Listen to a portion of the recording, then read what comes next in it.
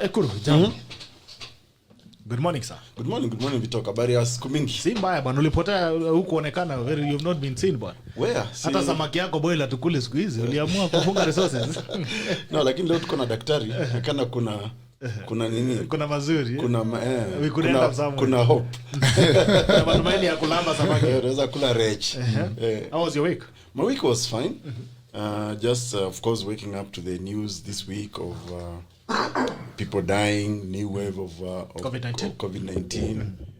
Doctors, medical experts are all warning that we should now take this thing very seriously. It's not a joke. And that between March and June, apparently many people seems to have missed this warning from both Lancet and even Cambridge and other medical practitioners. They're actually saying that we should be careful. This is likely to be more serious than the rest. But also, many schools now have confirmed cases of COVID-19. In fact, my own daughter now is doing remote learning at home because their school, all the year 10, year 11, and year 9 has been told to study from home. I think, of course, also I think there is hope that the vaccine is now around. Only that we are not sure how it's being distributed, as we see in other nations. So it's been a very tough week. I mean, we've also read stories about presidents from other countries. People like John Pombe Magufuli is in town because of COVID. Former president of Somalia just died the other day. Many others. And for those, of course, I mean, former Prime Minister Raila Amolo Odinga is hospitalized for COVID. We really want to pray for their quick recovery, so that we can put our heads together on how to save populations. And let me give a special, perhaps maybe a special message to the people of Tanzania. I think it is time they really took this COVID-19 very, very seriously. Surprisingly, if you look at the history of Tanzania in ignoring pandemics, it's not new. When I think was it in the 70s or when the rest of Africa was actually vaccinating for polio, Tanzania ilipuuza. Wakasema kitu. And right today, on a balance of, on a probability, you'll find many polio victims in Tanzania compared to the East African countries. So I think even with this COVID-19, I really pray for the quick recovery of Dr. John Pombe Magufuli, the president of Tanzania. And I want him to go back to Tanzania to tell Tanzanians this thing is real. Yeah, it nearly sent me to Baba. Not Baba Hinga. But they are friends, maybe they met there. So yes. You say Baba. So it's a coincidence. So I think this week has been full of... They say they're childhood friends. But also it's been a week where I was surprised to hear one minister who I think is so intoxicated with power, this man called Matiang'i, threatening judges, the High Court, and magistrates, even insisting that they must not release people on certain bail terms. I was shocked. As a lawyer, I was completely shocked that this man wants the judiciary not to follow the law and evidence before it or to weigh matters, but wants the judiciary to work on the whims of their political convenience. That, I think, for me, shocked me this week to hear that. But again, should I really be shocked? Maybe not. You always tell us not to be shocked. Yes, because... So I'm surprised you're shocked. Yes. You always shock yourself and then... that I'm shocked. I'm shocked yourself. Shocked that you are shocked. This is shocking. Because actually, I think impunity has become either the first name or the middle name of this administration. Wow. And I think it flows from even just the president himself, ignoring the appointment of judges, ignoring court orders. So it doesn't surprise... It is systemic. So it should not surprise me that when a minister can wake up, stand there tall and threaten judges and tell them not to release people. Remember, the same Matiang'i, let's be very brutally honest, Bitok. It was Matiang'i who ran to court to prevent his prosecution over the Ruaraka land saga. He went to court and he secured a court order for him not to be prosecuted. Supposing some other minister would have said, no, do not release, do not protect this man. So this convenience really is annoying. Do not release Matiang'i. Yeah. Ojwang, I think you are the most disappeared person, for the lack of better English. You are the one who has longest disappeared for a long time. How have you been? I've been all right. I've been okay. Yeah. I can see. You're looking very okay. How was your week? The week is okay. It's coming to an end. As Dr. Aukot is saying, the scare of second wave. Third, actually. It has got to third. Yeah, because the first one was the last year, and then there was the South African variant and British variant. That was the right. Now we are told it's this third one. Third which wave is more lethal. Yeah, and usually people who do epidemics, they say people usually die and suffer more in the second, third. Okay. Even in history, I've been reading the history of epidemics. And you have seen people who have tried to put even COVID in context, of the swine flu and all it's sad that all the history we are hearing of epidemics is in Europe, as if there has never been an epidemic in Africa. And that's a challenge to those medics who study epidemiology, because I know there's a time, even when I talk to my older people, who are saying there was in the 60s that a disease came that killed people. But when you see in the listing, you only hear Europe, this killed a lot of people in Europe. This killed a lot of people. So the centralization of Europe as the world. Be as it may, I think they're dying more than the rest of us. They're dying more than the rest of us.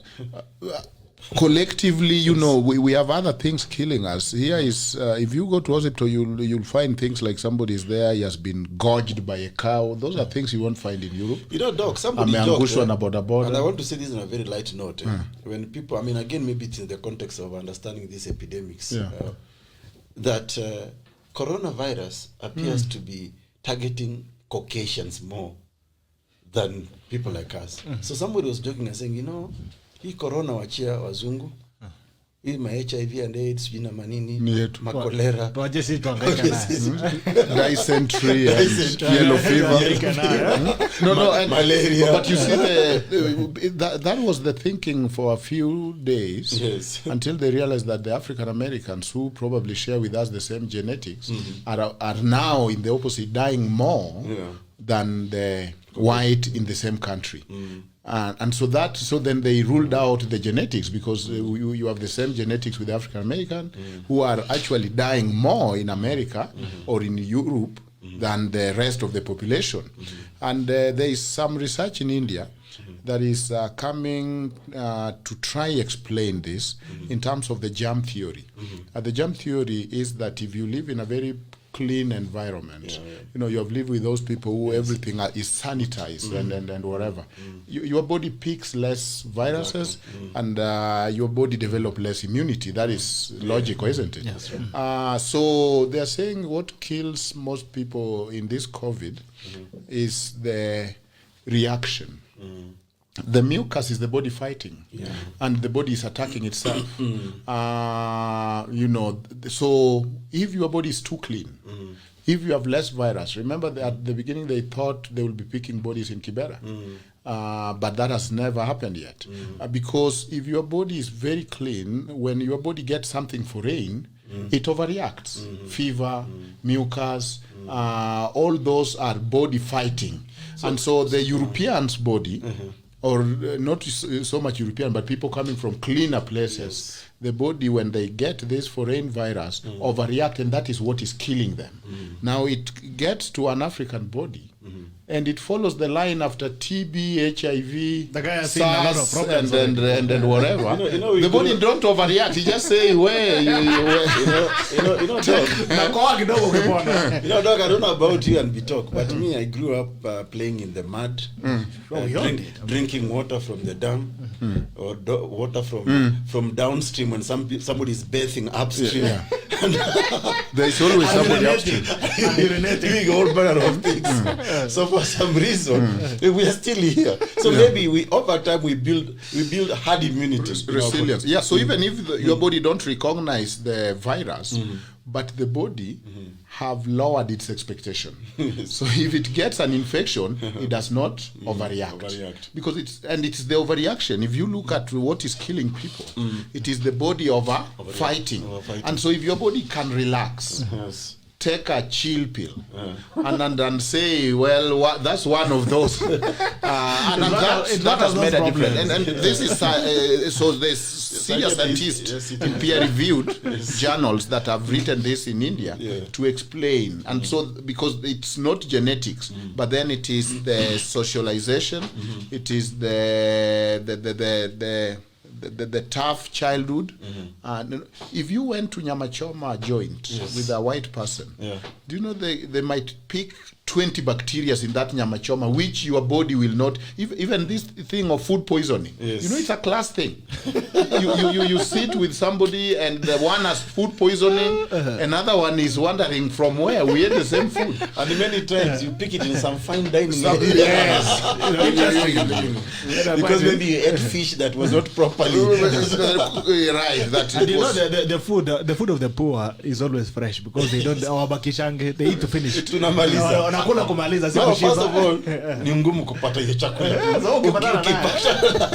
And it is from fork to mouth. Right. So pole sana kwa baba Raila Odinga kwanza, we wish you a very quick recovery. Pole sana baba. He better recover. Yes. And he better recover. Or it will be bad, man. It's not looking good. But I think when Baba recovers, and I pray that he recovers quickly, I think Baba should consider retiring from politics. Because, you know, some of his party members are saying this recent attack on him is because he overworked his body in his visit to the coast. To the coast. I saw Kingi, and I think Amazon Kingi and are being blamed for stressing Baba. You were walking Baba. Stress Baba. For stressing Baba, because they brought this issue of a new political party for the coastal region. So I think it shook Baba. It's like the theory of the jam. It shook the immunity. Like the history of the jam, as Doc has explained. So Baba is not used for people within his party thinking of forming another political party. They can move on. So like your child telling you so this was like a jam attacking a very clean man. But for them rebelling, Baba would not have been caused. Therefore, Baba would not have worked himself. I see the connection. It's very clear. But on a very serious note, we really pray that not just for Baba, but for many other Kenyans, because many other Kenyans have also died. You know, and maybe actually let me take this chance. You know, as Doc has just informed me, to send my condolences to the family of my former vice chairperson at IBC selection panel, Professor Marion Mutubu, whose husband is being buried today. After, you know, after his demise. So, and there are many Kenyans. So we actually pray for Kenyans. And I think one of the things that I'm really hoping that our government could do with speed is just roll out this vaccination, especially to certain ages. As you can see, senior citizens are more under attack, at more risk than they are more at risk than the rest of us. So maybe really let's have a clear plan, strategy from government on vaccination and how we can save this population. But more importantly, like I've said before, let's also talk about measures that can actually help Kenyans come out of this pandemic economically, health-wise, socially. Because this thing, it's real. Imetupanga. I no longer don't see the point of an office. So it has actually contributed in revolutionizing how we do things. Exactly. I mean, now we zero costs, the new norms. Pressure. But you know, look at the paradox again in Tanzania. Even as you talk about COVID-19, look at the paradox in Tanzania. The guy who has been telling these guys this thing is not there, and you guys continue with your business of the day. He's sick. He's fighting for his life. You know, but again, he has the ability to fly out and seek medical care. Exactly. The wananchi are still stuck there. You don't know how many are sick. The paradox that's a very important leadership. point you raise, not just in the context of Tanzania. Now, doctors, medical experts warned, even in our own context as Kenyans, the gatherings that we are beginning to see because of the craze around 2022, succession politics, is the number one enabler of the spread of this pandemic, of this disease. So, it's not just about Tanzania, but even Kenyans must now wake up and really pinch themselves. You can go to these political rallies and hear all the political nonsense being told to you, no communication, no nothing. But when those people who have caused you to gather in large numbers catch this COVID, yeah, if they decide to stay in the country, on a balance, majority of them have got a 10 million inpatient cover, or at the very least, if it comes, if it becomes worse, they can fly out of the country. Like we see, the president of Tanzania is flown into Kenya. There's already talk that he might be flown to India. But what about you? The majority of people are being told, don't wear masks, don't sanitize, because this thing is not real. Even if we get a vaccine, like Magufuli, I think, told his countrymen that it has to be our local vaccine. That this other vaccine might be used to kill us, to finish us. I mean, science is real. Science is real. So the countrymen are busy sniffing eucalyptus and science, these guys. Science is regulated by law. So I think it's very irresponsible of any political leadership or leadership anywhere in the world, and not just Tanzania, and even Kenya, to tell people to ignore science. I think, COVID is real. Yeah. It might not be a matter of flying out. We have always associated flying out with the class.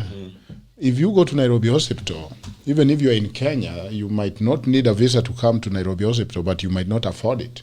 So the issue of affordability and the disparity, we might construct it beyond just, so and so has flied out.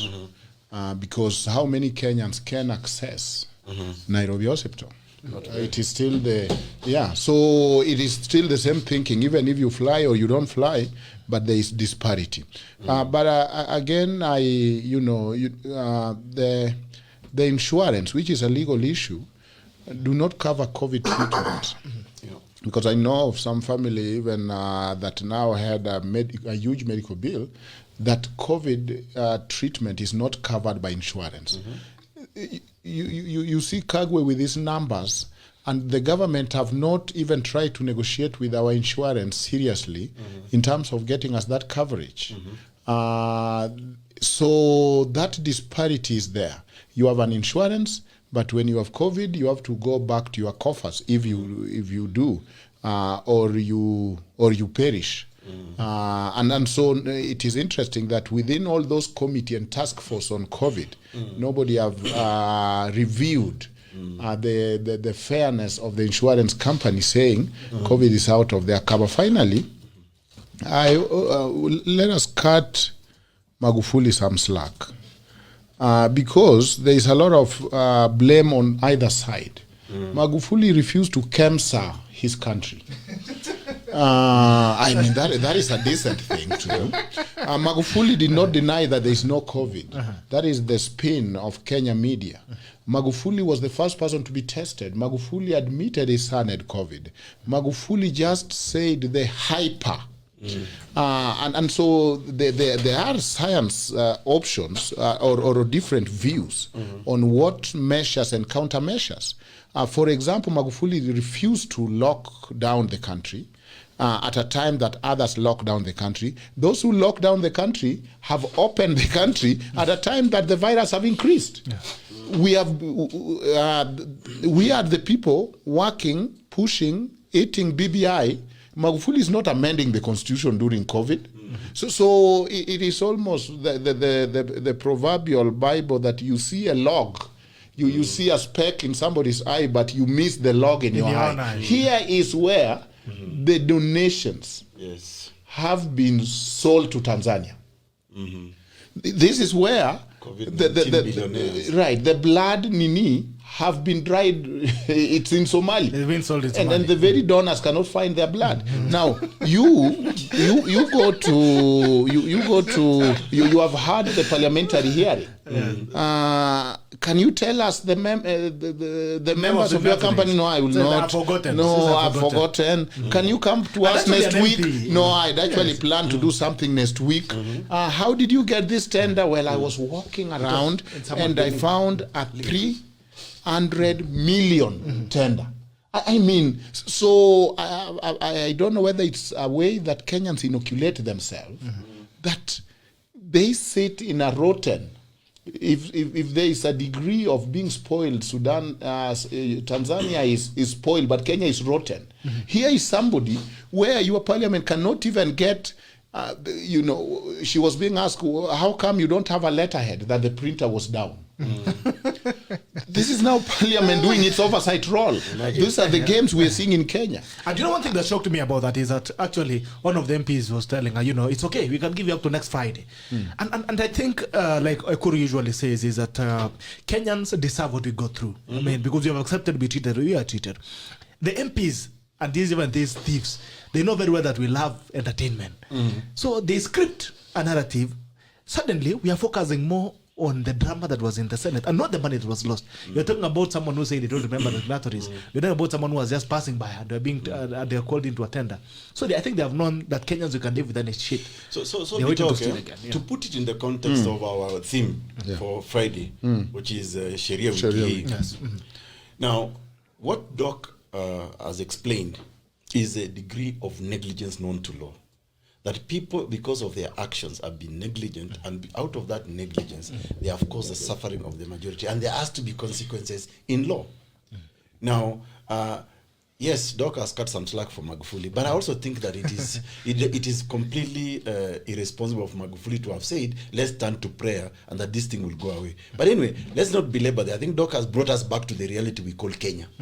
Our own country, Kenya, today, we are witnessing a lot of many illegalities being committed in the context of this COVID-19. Let's go back to the highest law in the land, the Constitution. What does the Constitution say about treatment of a sick person in the time of an emergency? It does not matter. Right to health. Yes, the right to health. It does not matter whether you are you go to Nairobi Hospital, a private hospital, or Aga Khan, or wherever, or Kenyatta Hospital. If it's an emergency, the treatment should be free, because the right to health is a human right. Nobody should monetize or commercialize, especially during this, because we've seen COVID-19 actually kills. So it's a pandemic. It's an emergency. Our own law actually allows for that. You just need to read chapter 4, the Bill of Rights and the right to health. Nobody should be turned away because this argument of insurance companies and all these people are complicit, and they're actually committing atrocities. They are committing offenses known to law. So in fact, I wish if DPP was creative enough in this country, he could actually bring one charge of conspiracy to commit murders or manslaughter when insurance companies refuse to serve to pay for patients. To pay for this. But secondly or thirdly, I also blame our government and the political leadership in this country. They should be able to tell these insurance companies, no, this is a pandemic, this is a natural disaster. Nobody planned for it. It's not like it's an unseen enemy, So in that context, we need to see leadership from government, from the executive, telling insurance companies that is nonsense. But you see, insurance companies are behaving like that because we have got a feckless and lackluster leadership in this country. Why? Because even National Health Insurance Fund, which is a government parastatal itself, has said to Kenyans, no, we don't recognize, COVID-19 as a disease that can be subjected to the cover. So really, what we are saying, in contextualize this now in our theme, we are actually, leadership in this country, insurance companies are actually seeing people die and doing nothing about it. And can we actually sue them? Can a citizen sue them? We can bring a class action. Can bring a class action against. Because even if you look at remember that contractor in Britain who was sued for killing Iraqis, he had come with measures and tests for bombs that were fake. So if you look, as Doc is saying, if you look at the constitutionalism and you look at the rule of law, there is none in Kenya on this issue. Yeah. Remember when it started, it was about clobbering people, finding them and rounding them and putting them somewhere in Bagadi at their expense. That went on and on. It has been a time of impunity, and everybody realized that that was not preventing COVID. So we have also have a huge share of our mistakes. How many times have the president promised that the report will come and no stone will remain untouched? The Kenyan favorite. Obviously, Kenya live in a rocky place, so every stone will be. There will be no stone left unturned. Have you seen that report? You have seen the parliamentary. It is painful to watch, isn't it? It's like an accident scene. Something tells you look away, but you're saying, let me look, stare one more time. And can you imagine, Doc, while you are at it, these are legislators, these are people who make laws, who are supposed to enact laws so that society can behave itself in a certain way. But look at how they are holding this briefing. You know, it sickens me. Sorry to continue. Yeah. So I think that we are on our own. The Kagwe numbers, you know, our constitution envisioned accountability. Remember, they were very big on bloggers, calling every other dissent conspiracy theory. We have suffered, but nobody is questioning. Now, if you ask the Kenya government, even KEMRI, that is a research center, apart from giving mask and testing, how far have they progressed even in trying to also experiment to find a vaccine? I doubt it. Now, do we have register in Kenya where if we have any adverse reaction to the vaccine, we can know? Nothing. It is we are a country where open your mouth, I put the vaccine, and a serious country, because there are already cases of people reacting to some of these vaccines. There should be a follow-up. That is nothing in Kenya. And even as we roll up that conversation on COVID and everything around it, so that we can move to SHERIA. The question is, there's something that came up yesterday. The vaccines that we've imported, we had a second batch yesterday, and the vaccine that we imported is actually it's called AstraZeneca from Oxford. And Denmark has suspended the use of it yesterday because of clot fears, blood clot fears in the body, and thrombosis. Is thrombosis or thrombosis issues that have affected the citizenry. And the question is, who, you know, from a legal point of view, who protects wananchi from its own government? Because it looks like we have a government that is cannibal. You know, see, and I think for me that's a very important point you raise, and which Doc has also hinted at. So if you look at the conspiracy, I choose to look at this from a legal and a criminal point of view. I see conspiracies being committed by as many in many fora in this country as possible. The political class is committing a conspiracy to either kill Kenya or to drive them into death when they assemble them. Of course, Kenyans are also willing slaves, like Dr. Ojwang will always explain, you know, that this man comes and tells you, I'm here, and then you come in thrones. Say, please enslave us. Yeah, please enslave us. We are gathering, we are not wearing masks. So yes, there's a conspiracy from the political class when they negligently proceed to all these big rallies and meetings and gatherings in funerals or whatever the case may be. Then, of course, there's conspiracy from government itself, that it is not putting certain policies, certain administrative issues, for example, to save lives. Yes, they are saying there's a curfew. Fine, that's an administrative policy issue. But I wish they could go beyond, for example, now say, how then do you allow these insurance companies to say, I mean, nobody likes going to hospitals. If I paid you a premium of, say, about 3 million, I mean, 300,000 or 200,000, take a cover of about 10 million, 5 million inpatient. In a pandemic, why are you denying me treatment? Yet that is medical cover, medical insurance cover, as it is. Now, we have a government itself that is not actually protecting people. Then you have got these other conspirators now, the insurance companies, that are already borrowing cue from the political class, from the executive. Now the insurance companies are also joining in, and of course they are now cartels. Those who are now benefiting from these, from these drugs. Like by now, and I think I was watching CNN, they are now saying whatever vaccine comes your way, whether it is the Sputnik, whether the AstraZeneca, whether it's the Johnson & Johnson, take it. But you watch what's happening in Kenya. We are restricting it to just AstraZeneca because somebody somewhere, because of a deal, somebody has secured a contract, a supply somewhere, and therefore locking all other. You know, I can tell you today, I have a client who can actually access the Sputnik vaccine, for example. But you try to reach out to the people in the ministry and tell them, listen, there's somebody who is willing to actually bring the Sputnik vaccine in the country, even the Johnson & Johnson. But they won't. They won't let you because they control this. So you can see conspiracies across the board. So the question is, although I know Kenyans, we are also willing slaves, and we actually drive ourselves to this guillotine. Sometimes even tell the political class, actually tighten the noose so that I die quicker. Because you know when you go your canvas, you're tight enough.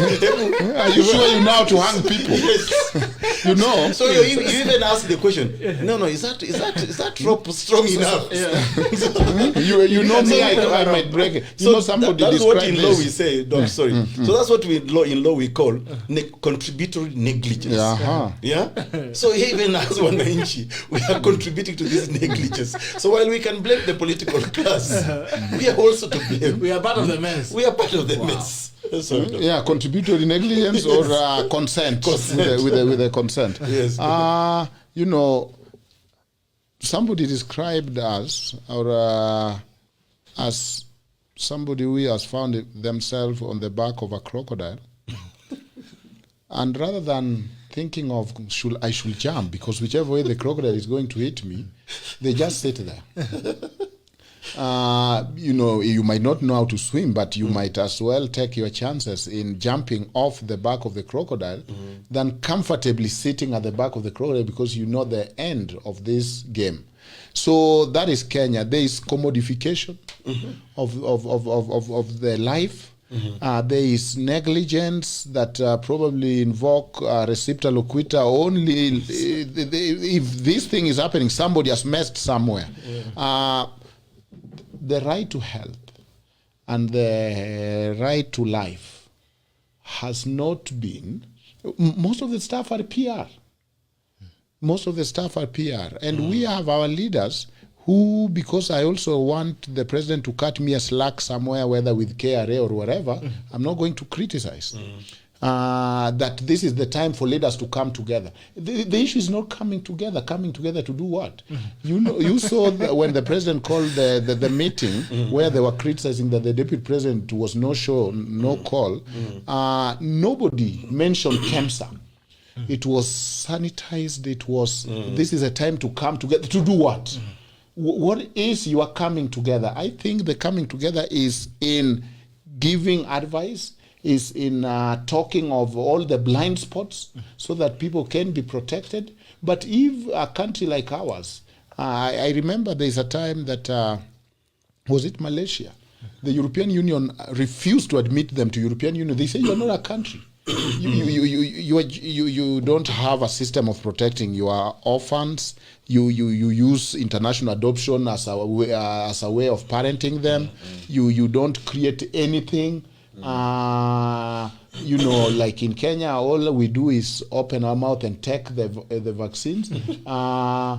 For now, I think it is the best thing to take any vaccine that is available. Prepare your meaty part for that shot, because that's all our contribution is. You didn't make it. Our Camry didn't do anything. The test kit are coming from South Africa. So what even do you want about second or third wave? You are not in experiment saying now this has mutated, has knocked off my experiment. 0 plus 0 is still 0. But at the end of the day, I'm worried that there is not even a register of saying, how do we track adverse reactions? How do we get to know how many people have died because of a bad immunization? Of course, that is still a small percentage, but it is important to track it for improvement. We know of even children who have been paralyzed from this immunization. When you ask the government for any record, there is none. They are treated at their expense, they suffer there. So there is oppositization of this government that we should vote to add that word to the dictionary. Oppositization. I hope you'll remember to use that. But see, Doc, Doc, you know the quickest way, for example, if I was in charge of this country, the quickest way to map out the possible spread of this COVID. We have 47 counties, for heaven's sake.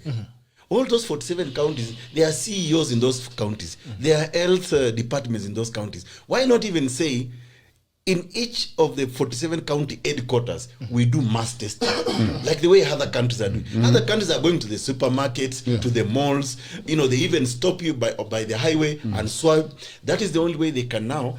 That's how you do any test. Exactly. You map Scientific, out the spread, right? Then you allocate resources to it. You see, then you can plan with it. So here, you know, there's somebody from your show here called Frank John Senior. He has actually summarized. He has actually summarized the situation in Kenya. This is what he says, and I think let me read it for this. In Kenya, one person owns an insurance company, a hospital, a morgue, as a coffin making shop, a cemetery. So what will be the interest of that person? It's a trade, it's business. Yeah. So it's a business. So that is exactly the kind of political lacuna arena we are in. Because we are not even using our own administrative structures or governance units to try and map this. What is wrong with telling every county governor today? Right. Yeah? We want you to give us statistics. Even just use your most concentrated area, which is, say, the county headquarters. You know? In all the 47 counties, we're actually able to say, okay, this is the possible spread. These are people who are asymptomatic. These are people who are symptomatic. Then you can now begin to say, how many, for example, ICU beds do we need? How many vaccines do we need? Right. How many test kits do we need? Or just go to schools. Okay, medics now are saying that no child has actually died of COVID-19. I don't know how true it is. I mean, the children are much safer than populations beyond a certain age. But there are many places you can actually use to begin to measure. But the reason we are not doing this is because Kenya is a marketplace controlled by few. We're even pretending that we are a free market economy. And we are not. We are not. We are slaves. Yeah, we are not. Slaves. Because even now for something like this, a pandemic which is supposed to save lives. Yeah, and most of these political, actually all of them, lifted the Bible and the Constitution and swore to protect, uphold, and respect the Constitution, meaning they swore to protect lives of Kenyans. Now, why are you restricting access to Kenya to only one vaccine called AstraZeneca, which now we even hear in some European countries, ikona shida. Open the market. Let Johnson & Johnson come here. Let the Sputniks come here. And interestingly, you've actually seeing some demonstrations of government officials. Unaona mtu anadungwa hewa ama wanaingiza shilingi na kutoa alafu wanatoa sema ni madungwa. So that kind of PR and the kind of insensitivity and lack of conscience that runs in this country, I mean, in Africa, is quite contested. If all you wait for is to launch, because that's our disease, cutting ribbons and launching. So we have launched the vaccine, we have whatever, and it's not about meeting people. So we are operating under anarchy, really. There's no constitutionalism. And it affects every corner of our lives. And that health aspect is very clear of what can happen when there's no rule of law, when there's anarchy, and when there is commodification of a country, so that if you are my friend, there is personalization of power, of even presidents. It's not an institution. If you are my friend, I give you, you get tenders. If you are my friend, you can do ABCD. If you are proximate to me, you can take a little liberty in whatever you say. But if you are far, then I will come after you. And that has been what the 2010 Constitution said. No, we don't want personalization of power. We want institutions. But you know very well, even with the talk of a handshake, with the talk of whatever, how many times have we been reminded that there's only one leader and loyalty matters? And you see when when an organization is so much about loyalty and hierarchy, then there is no ideas that is coming from bottom up. We know that health is devolved, but we know that the national government have insisted that they still want to be the one buying the equipment, spending the big bulk of that money on behalf of the counties. And we know that they have also demuscled the Council of Governors. It does not exist anymore. Not as a voice that can tell government, you know, according to our constitution, we have 48 governments. Yes. 1 national and 47 in the county. But we have gone back to one government, and everything is done in Nairobi, and then it is brought to you. You don't know how, what are the means. So accountability is missing, and we are dying because of personalization of power. Right. And I think maybe to that point, we need to go back to the provisions of this constitution and where actually power and sovereign authority derives from. It derives from the people of Kenya. So I think if there are enablers of this impunity, it is the people of Kenya themselves. Because like we have said, even in many instances, that why is it that we are allowing, we are cheering what individuals who have personalized the country, the constitution, want us to do? It is madness that in the midst of a pandemic like this, where we are now scared, we have lost jobs, we don't know where the next meal is going to come from, people are cheering a process to amend the constitution, to personalize the constitution. It is us wananchi who are actually feeding this impunity. And we are being part of at it. At this time of our history, should we really even be talking about a constitutional amendment that is only aimed at one thing, by the way? To expand the executive to accommodate certain individuals who believe they actually come from the most populous tribe, or they are important in this country, and that without them, this country cannot move on. Or should we be asking ourselves as Kenyans, I don't need to be entertained into these kind of constitutional legal changes, spending 14 billion for a referendum that has already divided Kenyans, instead of saying, how do we secure vaccines or even masks? Because now the biggest warning right now, the biggest warning right now in this so-called new wave, is that do not relent on wearing your mask, sanitizing, washing hands. Those I would assume are very basics for any country to provide its citizen. At least even as you walk somewhere, let's even have a dispenser of masks on the streets or wherever. At least give Kenyans that basic. But you see, it's the same Kenyans who are being exposed to danger and risk of this pandemic and dying, who are cheering a few individuals who are lying to them about constitutional change now in the midst of a danger like COVID-19. That they are entertaining things like, we will get 35% to the counties. The current constitution, the language in the current constitution is that at least 15% must be devoted to the county. That's the minimum. So even administratively, or policy-wise, or even legislatively, nothing has stopped the presidency from doing that.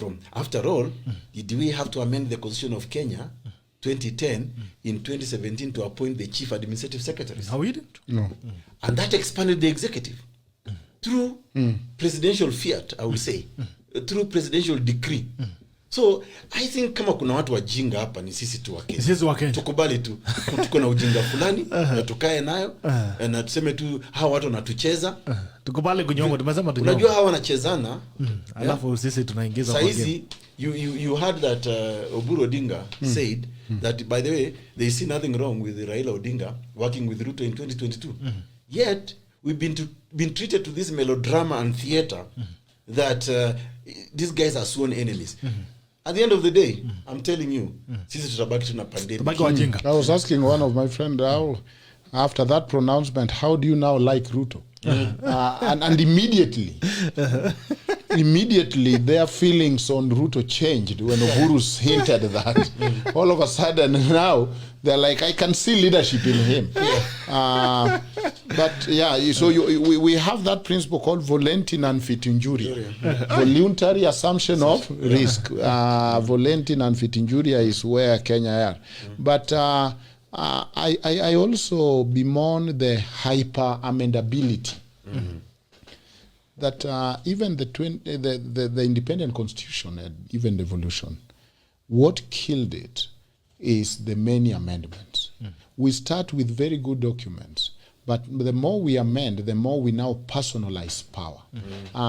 People now think that they could not get through the Constitution. They come back later and chip and weaken the Constitution. And that has been fairly described as the African problem. That hyper amendability, the impulse to amend, and to amend for personal gains against the primary constituting power, because amendment is a secondary power. So as we even talk of amendment, the issue could have been, is it even necessary, even if it was a good document? And Dr. Aukot here and team, probably one of the things, you guys studied Kenya very well, and you can see that the Constitution was written to almost knowing you are dealing with Mkora. From the volume, from how prescriptive it is, you will do this by second week. Election will be on this date, because you knew that there's no constitutionalism. And so you don't leave things vague. Probably one thing that we needed to have been done is to put there that this constitution should be, we should take stock of why it has worked and why it has not worked every 5 or 10 years. Because right now, even the BBI itself start by saying that the problem is the software, not the institutions, not the law, not the hardware, but it is the people. It is the bad manners among the leaders that have made this constitution impotent. They have actually said they're going to legislate good manners, so we can only cross our fingers. But see, Doc, to be honest, I think that's a point we debated. If you look at the harmonized draft constitution of November 2009, the first harmonized draft, because what the committee of experts did is we never threw out the gains of constitutional talk in the past. We took the Bomas draft, we looked at the Kilifi draft, there was even a Wako draft, there was the Ufungamano draft, and we compared all these documents and we said, okay, what is the good in all these documents? We did not want to throw away certain gains. That's how our first draft, which we gave to Kenyans, was what was called the harmonized draft constitution. You know? But, and you see that harmonized draft constitution, Doc, was so prescriptive. Why was it so prescriptive? Because we knew the kind of political conmen we are dealing with. And we had said, since this is the highest law in the land, how then do we make sure that this law in the land should be implemented or enforced in the way in which a doctor prescribed to you medication to take in the morning, in the afternoon, and in the evening, or before bedtime? And that is the only way we can actually achieve progress. Not because, I mean, there are debates among constitutional builders or constitutional writers on, for example, how long or how short a constitution should be, you know? And that's why the idea of amendments, reviewing a constitution, taking stock, like Doka says, sometimes comes after you have written a constitution. That certain aspects of the constitution can actually be expanded over time. So you review the constitution or you amend it. Now, if you gave me a chance today to write Kenya's constitution, there are only two things we need to do, even with a prescriptive constitution. One, you leave nothing to chance. Certainly not to the political class, because we have seen what they are capable of doing. They even ignore things like timelines. If you look at the 5th schedule to our constitution, the laws that must be passed, there is a calendar within 3 months, 6 months, 1 year. The gender rule, for example, the 2/3 gender rule, the 1/3 gender rule, which Parliament was supposed to have effected within, I think, was it 3 years? They never did it, and that's why the Chief Justice Emeritus David Maraga proposed to the president to dissolve Parliament. It is actually in the Constitution, but then you have a political class that is full of impunity. So even as we write a constitution in a prescriptive way, probably in the future, we must also change the DNA of political leadership in this country. We must get men and women who actually believe both in the spirit and in the letter of the Constitution. Because look at the ulabalu about BBI today. What they are brandishing, 35%, tax haven to help, tax holidays to this and that. That's nonsense. These are things that can be done administratively without doing change the constitution. Abbas Njuguna says just briefly, because I'll get you back to you, Dr. Abbas says you cannot afford dispensers of masks because you're only waiting for donation from Jagma. Frank Kwame says, think of this: Kenya is the only country in the world that gives MCS 4.5 billion and turns around to borrow 5 billion from IMF to finance the corona vaccine. Wow, interesting. Jago Akado says, Lawrence Kigani Blagat, have you noted a new word visualization forum from class with the end? Asante sana. Thank you so much. David Sinma says, following the tiny writing in insurance exclude pandemic. Now, guys, gentlemen, I want us to roll this conversation a bit, pick it from the Daktari. Now, there are two things that have come up this week on constitutional amendments. There has been a conversation that there are intentions to pass the BBI amendment bill without having a referendum, right? And the second thing is there have been questions on whether or not we are going to have an election in 2022, as the Constitution intimates, you know, because elections is constitutional. It clearly states when we should have an election, right? If I'm not wrong, there's a date in the Constitution. If I'm not wrong, in the Constitution, August. August. Yeah, Exactly. Like it's a clock that is set for. It's an alarm that's set for that time. So, is it possible to pass the BBI amendment bills and change the constitution without a referendum? That's the first question. Secondly, is it possible to push the elections? And if yes, do we need a referendum to push the elections? I'll start with you, Dr. because you are picking up with your thoughts. Two things. One, just to continue the conversation and answer the question. There is something wrong when you no longer feel embarrassed to borrow, even as an individual. That you are very comfortable. you are even give this person who is lending you high five. It shows that you have accepted a lower status. You have accepted that things are not in your hand anymore. Kenya is very excited, smiling gleefully as they go borrow. That's not a good sign. And that is the departure between Kenya and Magufuli. Magufuli is saying, no, we are not going to borrow. They actually told World Bank, we are not going to borrow from you. We want to build our economy. And you know that people or African leaders who have refused to borrow are even caused to leave power. Al-Bashir, when he refused to borrow from all this IMF, because that's how they make their money. In fact, it's not IMF developing us, it's us developing them through the borrowing. But again, so the Constitution last time did very well because in the envisioned future of drafting, they minimized the politics.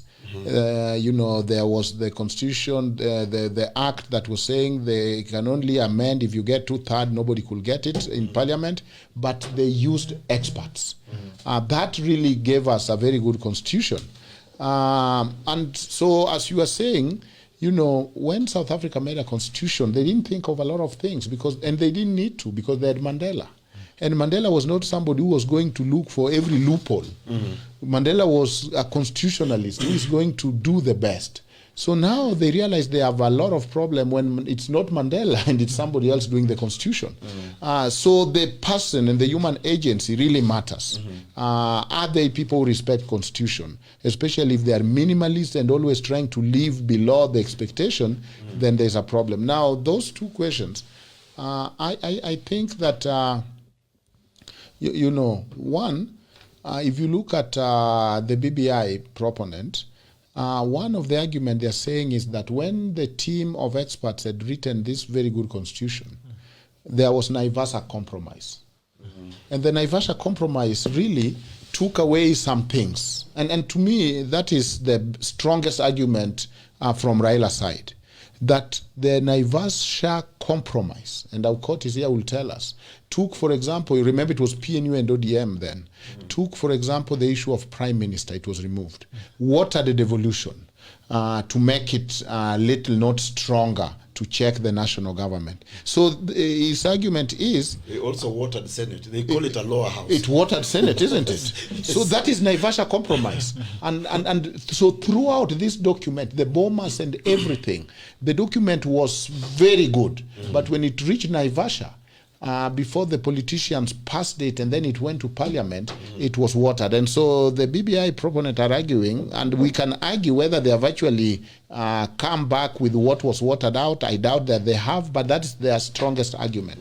Now, there is whether election can be changed. I don't think election date can be changed. There has been an attempt to change election date in parliament before.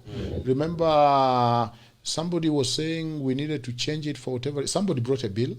We were to change it to be compliant with the East African community countries and all that, and school. Somebody wanted it in December. So it is not one of the things that go to referendum. When you read the list, per se, if you are a legalist and positivist, but if you want good politics and then you respect the rule of law, then it is something important that might go to referendum. Now, we need a referendum to push elections. No, I don't think so, and I stand corrected, but I don't think it is one of the issues that have been mentioned there. The Constitution gives a list of things that must go through referendum. Election date is not one of them. But it touches on presidential term limit. So there could be an argument that, you know what, when you disturb presidential term limit is one of the issues that should go for a referendum. So there could be argument both sides. Whether they pass it through parliament and avoid the referendum, that is a possibility. But, you know, there are issues there that must go through referendum, a few of them. They are not that important, so they might say, let us leave these issues. For example, issue on devolution must go through referendum. Issues to do with the term of the president, the term of parliament. I don't know whether adding prime minister, because you are moving from separation of power. When you bring a prime minister who is an executive in parliament, those might be an issue, arguably, that must go through referendum. Whether now the issue of, and that could be the real mischief. You know, when Moi gave us the election, the new constitution, or started us into the process, Moi had envisioned that he's leaving power. And therefore, he wanted a constitution that can protect him when he's not powerful. That was a very good spot for Kenya, because now the interests have converged. You now know that I will not be president forever, and therefore I need somebody, a powerful judiciary that can protect my rights. Now, that is not the case with President Uhuru, because it is being done in the shadow of somebody who is in the penumbra of, I want to go, I'm too young. I don't know whether to go. Yeah, I'm now, I've lost my friends. Who else am I going to hang out with? I still want to rule. So there is an issue whether they could make a good faith argument that now that things have changed, I think I can come back. Or I can come back through proxy. And that is why, you know, to amend a constitution should be a deserved thing. As he deserved as a person to put his hands on this most sacred document after you have bastardized it for the 8 years. Probably not. So yes, constitutional election date, I believe, does not need to go to referendum. In my view, I stand corrected. The things can pass through parliament, but there are few things not so important that must go through referendum. They must look at that political cost, because the court have also said you can't move to referendum until we have cleared these cases. They might weigh in on those other issues. But at the end of the day, remember the consolidated cases that we were accepted as amicis, as law professors, trying to also help court. These are 7 cases on different aspects of referendum. Is it popular initiative really if it's driven by the president? Signatures are collected by chiefs. The taxpayers are paying through their nose to this process. How is it popular initiative? Is the president allowed to do this, or it's like a grown-up ordering from a kid's menu? Should president take the popular initiative? Is that his role? Because rule of law means you do what you are allowed to do and not do what you are not allowed to do. This constitution is to restrain the president. So how do you again be the person who is changing it and midwifing its change to your benefit? All those range of issues, including Thirdway Alliance, including whether this constitution, there are things that are not amendable, what is the constituent power, are all before court. And I believe that court is moving very fast, led by Judge Ngugi, 5-judge bench. By March, we will hear all these issues on constitutionality, including the question of should we have a bill in the referendum or should we have multiple choice referendum? Which one express people's sovereignty better? Because at the end of the day, the most important chapter in this constitution is we the people. We are the sovereign without the guns, and we have said how we need to be governed. We have told the president this is what you can do. We have told judiciary this is how you can do. Independent commission this is how you can do. And therefore, anything that claw back that power is actually destroying the structures of that constitution. So I think for me, I'll say to the Doc has explained a lot about this constitution. But I'll say two things. First, Kenyans should not be surprised. They should be prepared to witness impunity, both in parliament and the executive, who are supposed to be controlled or checked by this constitution, but they're ignoring it. They are now trying to change it for their own convenience. So I will not be surprised if parliament tries to overlook the substantive provision of the constitution on how the constitution must be changed or amended. Okay? So that's one. Kenya should be prepared, because already you can see people are being boxed. You've seen MCAs were bribed 2 million per MCA to pass this. They have passed it.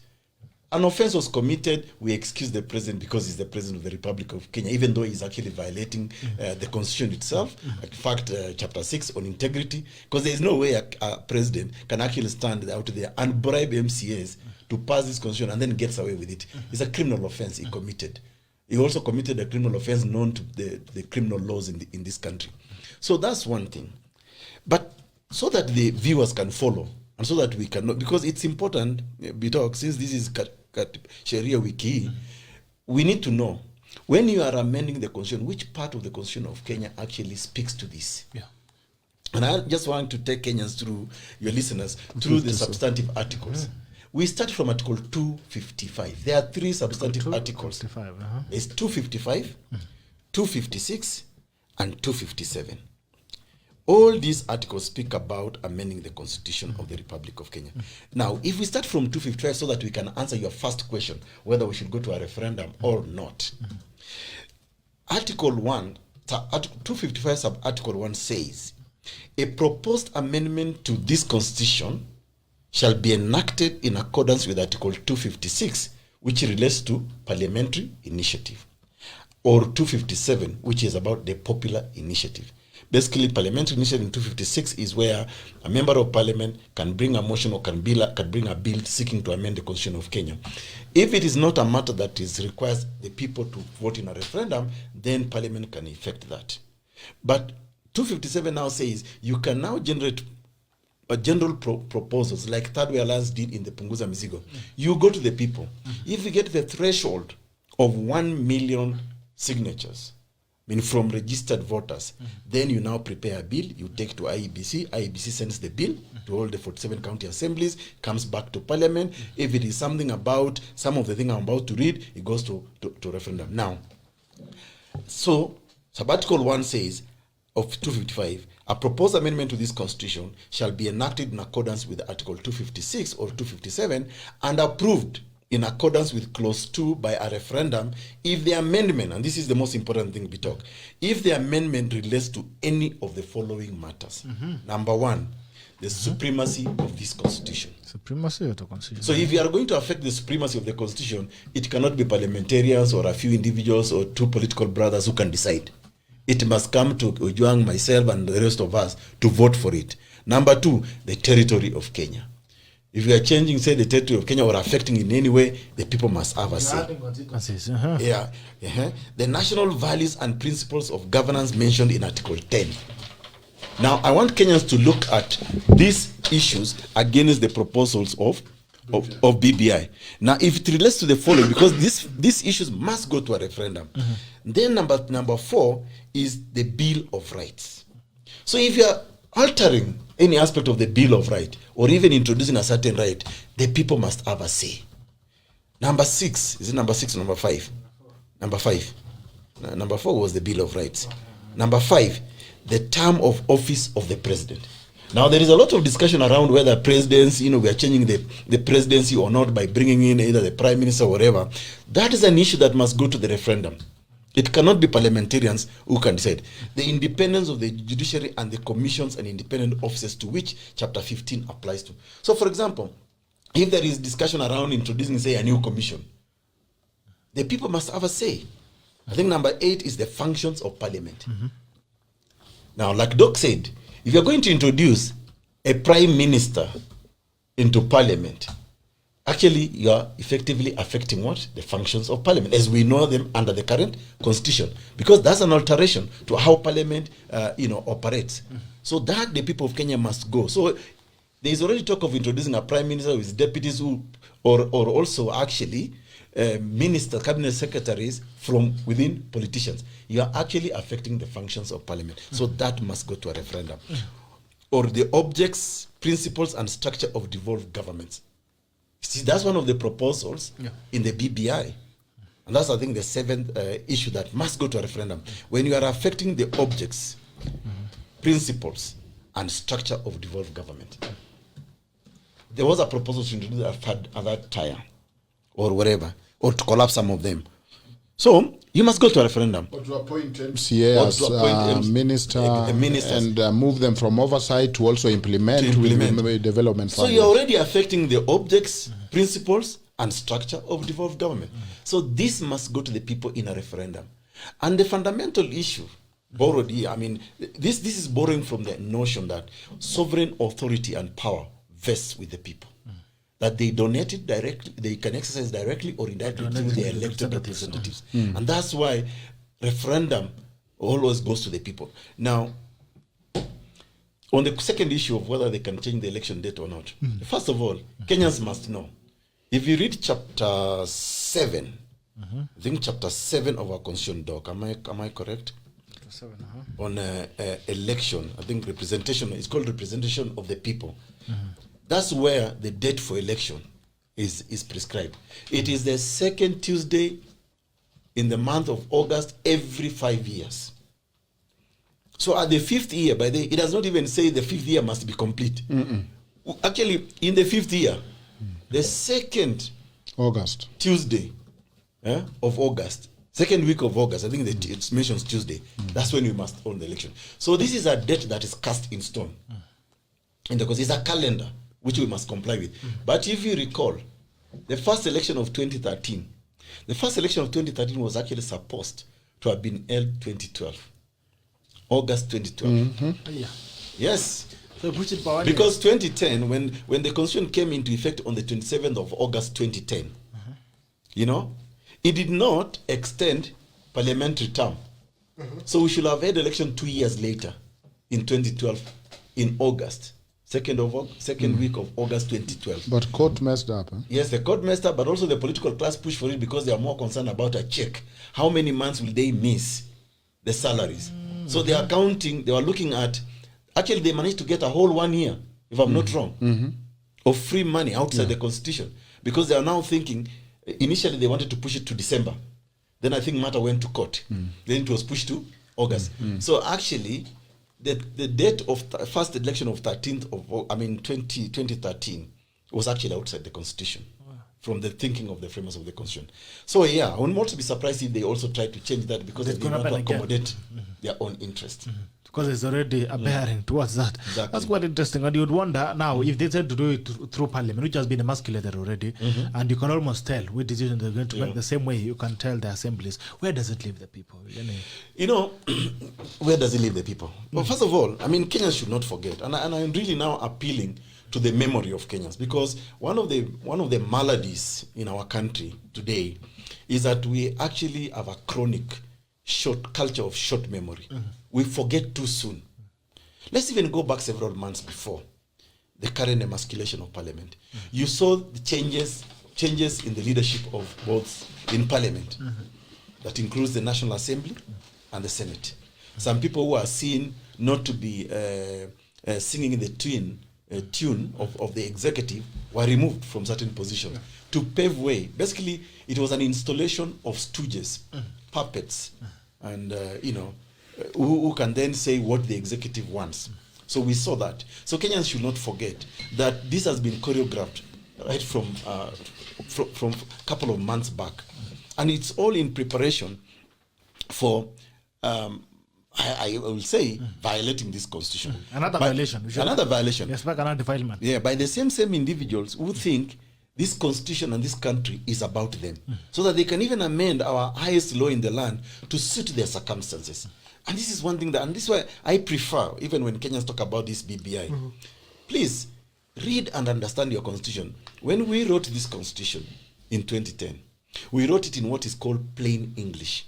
So you will not see in this document some of those Latin or volenti, non-fit, injuria, amicus curiae. You will never see provisos. It's written in plain English so that anybody can read. And my advice to Kenyans to understand this document, because this is a social contract. It is a contract between you and the state operators. You don't need to read the whole constitution in 2-3 days. You can even read a chapter by chapter. In fact, why don't we suggest make this part of the Katiba week, SHERIA WIKI? We discuss chapter by chapter. In the next... we break a chapter every day. We break a chapter every Friday. Wow. We we discuss chapter 1. We let people discuss and now contextualize. What are the provisions of chapter 1 in relation to our lives today? Maybe that's how we can also get meaning from this social contract. We can let people also get to understand the constitution. Exactly. Or now, what chapters are likely to be affected? So I think for me, my dedication to Kenyans today is, please, by all means, try and read at least Article 255, 256, and 257, and 257 as well. Because it's also on how you construe this constitution. In fact... And chapter 7. Yes, and chapter 7. So at least today, takeaways should be, let's read Article 255 to 256, and then I will add 257 because it's an important article about how you enforce this, 258, I think, enforcement of this constitution. And even 259 I will add, construing this constitution. So let's read those chapters today. Let's make them our homework this weekend. There are not too many. There are only about 5. But also read chapter 7. Actually, I think it's the shortest chapter in a constitution, together with chapter 6. That is on elections, sir. On elections. So let's read those ones. Yeah. You have any comments to make, Dr.? Yes. You have any comments to make on what we've been talking about? Yeah, there is the constitution and then there's the constitutionalism. The spirit. The culture. Constitutionalism come even before the constitution. That's true. And that's why a country like Britain, which don't have written constitution, can still do much better than Kenya. We as Kenya, and when you talk to Kenyans, they always know who is in the wrong and who needs to improve except themselves. The problem with Kenya, it's the man in the mirror. It's you and me. It is you in the need of reform, whether to be an accountable citizen, not to be like the youths we saw that went and they signed the BBI document because they wanted their kazi mtaani money. And then all they could do is anonymous complain. Now, people like Raila went to jail at your age. You are even more grown than Raila, fighting for this country. And then you, after slashing some random yards for 1 month, an old chief barely surviving at the age of 70 or 60 force you to sign a document, and you are 30 of you, and then you sign because you must get your 4,000 or 6,000, then you don't have even nerves to put your name, you come with anonymous complaint. So who do you think should fight for you? Who should be throwing stones for you? People like Raila have scars for this country. People like Miguna have scars for this country. People like Orengo have scars, and I could cut them as slack. If they are tired of holding and then fighting for you, you can understand. But here you have the future, If it comes to BBI, all you want to hear is wapi mambo ya vijana or tax break. Kwani devolution is not an issue for vijana. You know, kwani independent judiciary is not important for vijana. Where will you go as kijana if you have a problem? Exactly. Kwani an expansive parliament which will tax us to death is not an issue for vijana. No, issue for vijana are about 3. And when you see them in TV smiling gleefully discussing, I don't know whether they want us to rap for them. This issue for vijana, tax break, inoculation of business and student loan. And they don't have business. You will not always be a student. You will not always be paying loan. You need to marry. You will be paying for health care like anybody else. If it is messed up, it's messed up for everybody. So you need to worry about it. So you need to, the same to women. Oh yeah, women issues. Women issue have been narrowed to, I don't know, 2 or 3. 2/3 gender rules, as if devolution is not a woman issue. Yet all those and nomination and nomination for them, and and while you look at devolution and all the services devolution offer, whether it's agriculture, health, it is touching on women. Whether you look at the independent judiciary, it's touching for women. So you find grown-ass women seated in a conference talking of this BBI and women issues. Okay, then now to leave behind the people with disability. That all, so if you are disabled, you work in the county. A good county is important for you. A good judiciary is important for you, whether you are disabled or not. Good leadership is important for everyone. So that no, them they don't talk about that. You talk about the representation for the disabled. You talk about, so then who are we living with the bulk of the issues? So when we lack constitutionalism as a culture, when you drive on the wrong side of the road, when you don't want to do the right thing, when you have an impulse to do the wrong things, then don't be surprised when you again congregate as many of you and elect the wrong leaders. This constitution, even to obey law, is a moral choice. Exactly. Law cannot obey itself. Law cannot implement itself. It's implemented by human agents. Law cannot speak for itself. It has to be interpreted by court and people who interpret it, including the executive who swore. Why do we still have this archaic tradition that you take a Bible or Quran and swear? Because we hope that you even require divine assistance. Unajua zile ngumu naachia Mungu. If we cannot help you, but at least you swore with the Bible. Respect the Bible. If the constitution doesn't shock you, at least let God shock you. The heaven came down and witnessed. So now, how do you just swear with your Bible? Dropped it, almost what I've seen even with courts. People swear with their Bible and they can't wait to get to the stand and lie. And when Judge Mutungi realized this is nonsense, even among pastors in his court, he had the Kamba traditional oath-taking in his court. You'll say, yeah, I understand you're a Christian, but in my court I also want the... Do you know even Christians who are more afraid of the traditional one than taking the Bible and lying after that? Because that one, you don't even swear, you curse yourself. You say, may this and this happen to me if I lie. So, where we are is that as Ambani and as Nani have told us, we have inflation of laws. But laws cannot enforce themselves. They are enforced by human beings who have bad manners, who are terrible people, who have bad spirit, and who are always looking to cut corners. And that cannot be cured by law. The answer lies out of the law. Now, finally, this constitution, because Nini belongs to the people, it has brought something beyond just law, which we can call legitimacy. That is why Uhuru had a problem even after he was sworn in, because he had no legitimacy. He knew very well that the vote that he had was probably half of the country, and therefore you have no legitimacy. This parliament right now has no legitimacy. That's true. They have broken all the laws. They have not followed the laws. They are a voting machine. I don't even know why they show up. Let's just go to Upper Hill and let's go to Nini and get the list of their parliamentarians, and we'll know how they will vote. So if this, in the envision of Kenyans, your job was to check the executive. You know, Doc, like I Boy, said, were we wrong. You know, like I've said before in this show, we don't have parliament. We have a dead parliament, so we don't have parliamentarians. In fact, why did we even spend money as Kenyans to elect these 416 representatives, both MPs and senators? If today only 2 individuals actually control that parliament, Raila Odinga and Uhuru Kenyatta.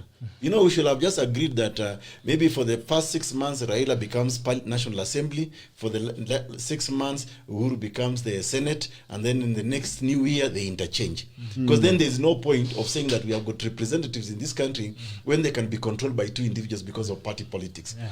But you see, there's a point that Doc has raised, which for me, I think I need to emphasize or amplify. And this is about us as a society. You see, we lawyers, when we went to law school, there is a course that I was taught by J.B. Ojwang, Justice J.B. Ojwang, from a Supreme Court, called the Social Foundations of Law.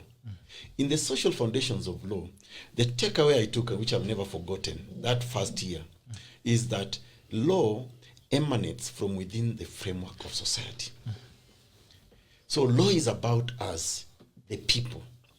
It regulates us, our behaviors. Do not steal another person's property, because if you steal, there are consequences. Do not assault another person. Do not destroy property. So law is about our society. But even if you enact the best law, we talk, the most telling, the most prescribed constitution, when you've got a rotten societal mindset in the way we behave ourselves, then there'll be no difference between us and animals in the jungle. There won't be any difference. Just look at our behavior even in the roads.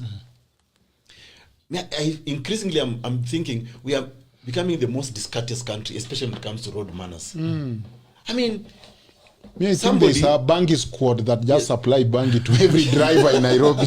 No, but not even that. But even to us, imagine somebody is driving and you can see there is a zebra crossing. A pedestrian will only take just a few seconds to cross.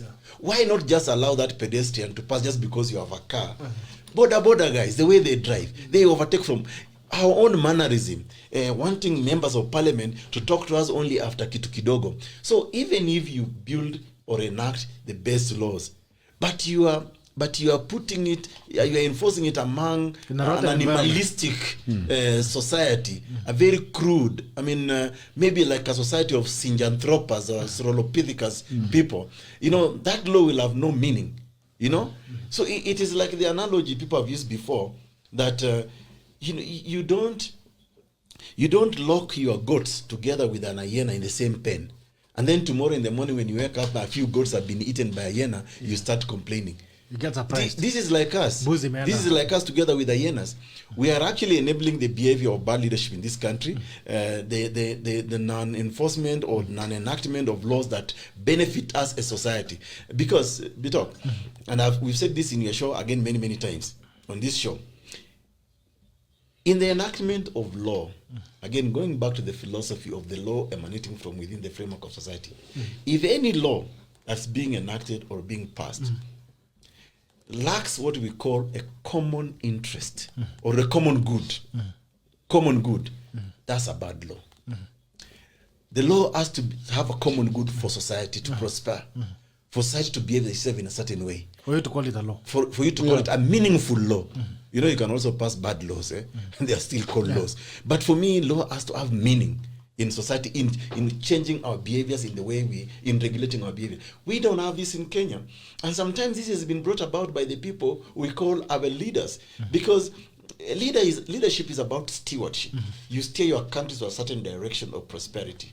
Now we don't see that even in the way we are making these laws. And that's why you can see BBI, even though it started from the lofty idea or seemingly looking good idea of uniting or building bridges, but eventually the real wolf in BBI has come out. We now can see how it has divided the country. We saw, for example, we witnessed the violence in Matungu, in the London ward, in Kabuchai. Look at that violence. By legislators, by leaders, violating the rights of others, violating the constitution. Then they say they want to be signs of bridges on site. Okay? Yes, no sign of bridges. So the bridges are being broken every day. And like I said, in one of my bridges are there, but there's no footpath to the bridge. We are seeing it, but we can't get to it. So, like I said, if you look at, for example, the way the laws and the constitution are being violated today, it's actually a rehearsal for 2022. To get worse. If you can see this in just in a ward, in a constituency, by election, you can imagine a repeat of this in the 290 constituencies in Kenya. Sad. In the 47 counties of Kenya, because there will be contestation for those positions, in the 1450 wards in Kenya, and in one presidential election. So what we saw in this by-election is a rehearsal for violence. Wow. And it's being chaperoned by leaders. So the question then we must ask in the context of our discussion, where is the law? And who is there to respect the law?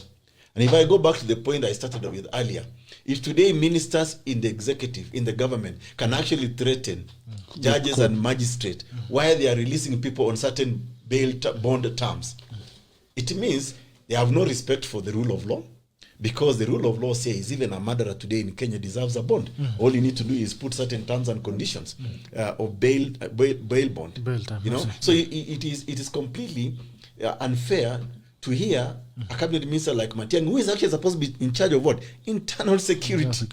Internal security. So, and remember, in the separation of powers doctrine, you have parliament as the legislators, the makers of the law. You have got the executive that is told by parliament, now that we have passed this law, we want you to enforce this law to the satisfaction of everybody. If there is conflict in the way that law is exercised, we go to the judiciary, which is the arbiter and interpreter.